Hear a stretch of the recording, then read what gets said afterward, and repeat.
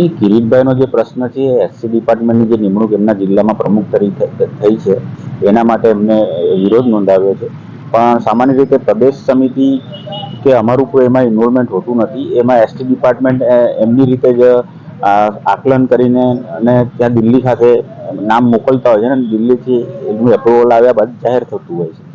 એટલે એમાં સીધી પ્રદેશ સમિતિની કોઈ આમાં ઇન્વોલ્વમેન્ટ હોતું નથી.